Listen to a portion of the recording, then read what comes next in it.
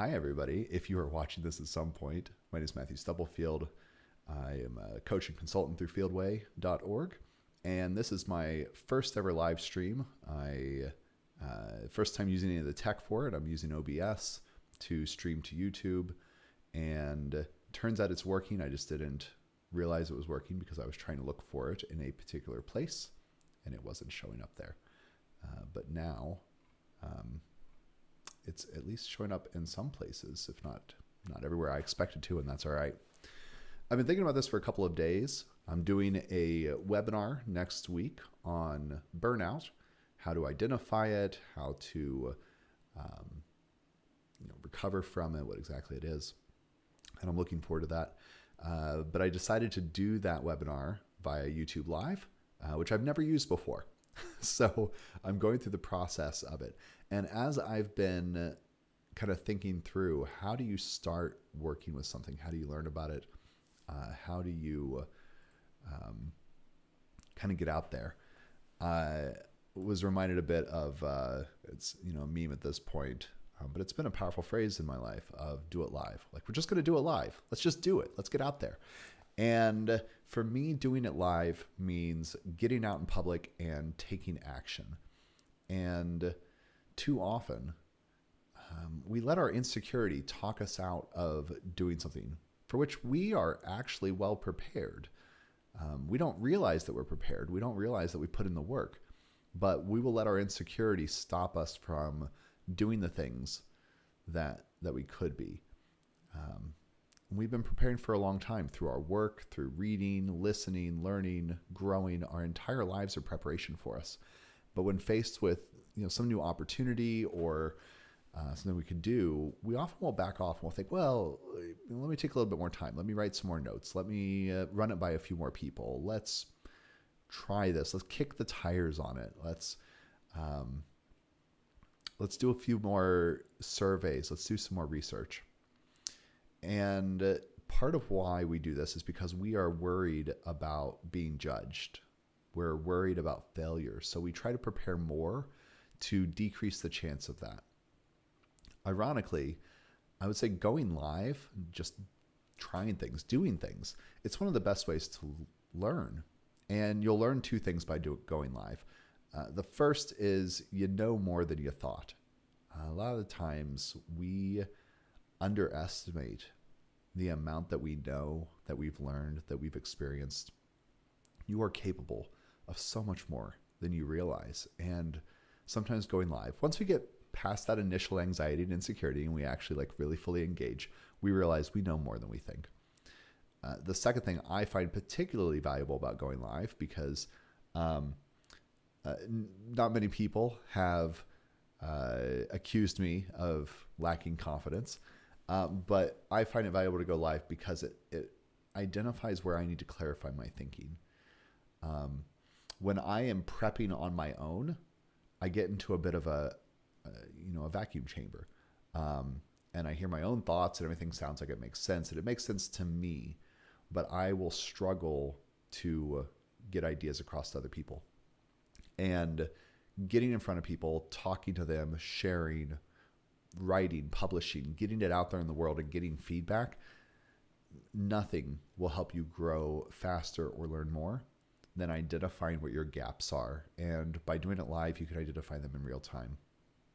One of the things I did in college was poetry workshops, and having to read your work and get immediate feedback from people. It helps us to grow so much. They say that luck is when preparation meets opportunity. And I do want to be clear with all this that I'm not saying that you should never prepare. While I was thinking about this topic, I actually was reminded of speech and debate in high school.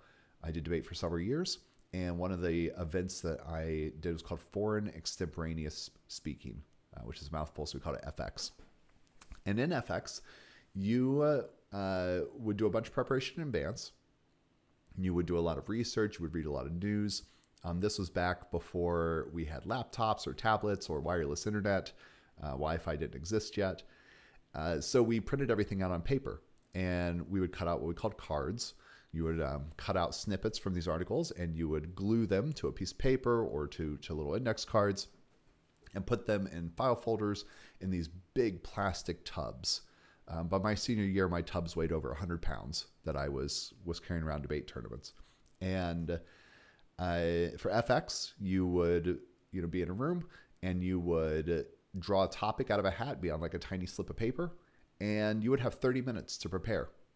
And half an hour later, you needed to give a 7-minute speech on that topic, which, it's a foreign, often political topic, something about a foreign government or a policy or something that's happening or an event that happened.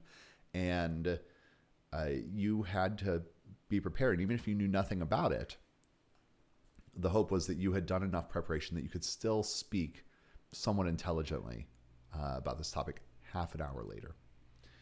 So, I prepared in advance. That way I had something to say no matter what topic came up. And that's been true in my career also.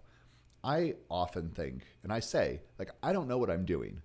Every company I go into, every situation, I don't know what I'm doing. I don't know exactly what actions I'm going to take. I don't know exactly what's going to come up because every situation is different.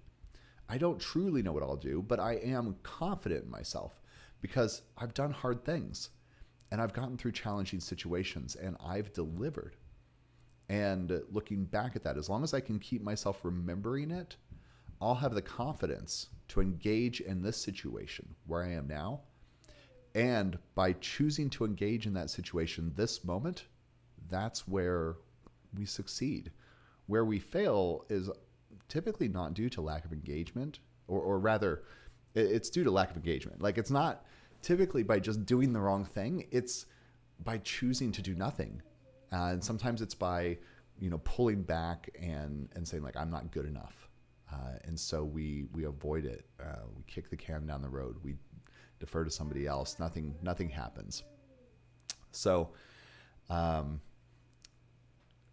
don't know if this is coming through on the mic. It is my first live stream test. My 4-year-old is in the room above me shouting through the air vent that connects playroom to my office what I'm doing. I don't know if that's coming through on the mic. But hey, we're doing it live. That's okay. It's constant learning. I had one more story I wanted to share, which was when I worked at Missouri State University. It was in computer services. I wasn't faculty. I was a staff member. And my title was Centralized User Support Specialist. So centralized user support, we ran the help desk, which at the time was called the helpless desk. We were not well thought of. And frankly, the group, they were slow to respond to people to get things, fixed. They didn't know a lot. There were a lot of things they couldn't fix. People were often frustrated by the help desk. And I came up with a slogan early on in my time there that user support is action. And I started saying this all the time, and I started using it to encourage people, and I got other people to start saying it. And whenever we started thinking about, here's the thing that needed to be done, here was a call that came in, here was something we couldn't figure out, we just started, user support is action. Let's do something. Because I believe that if we prioritized action, which for us meant helping people without delay and just running face first into challenging problems, that even if we didn't know the solution for at that moment, that we'd learn more and do better. And 4 years later, we won the award for Best Service on Campus. And we won that award every year after that. I left Computer Services Help Desk over 10 years ago. And we built a foundation there. They still win that award regularly. By taking action, by doing everything live, by doing it in front of the curtain, so to speak, we challenged ourselves to grow, and we grew mighty. And you can do the same thing. If you're not quite sure how, that's okay. I'm here with you, and I'm sure many other people are too. So I want to encourage you to leave a comment or message me somewhere. I'm really easy to find online. And just go live, because you are capable than more than you think. And I believe in you.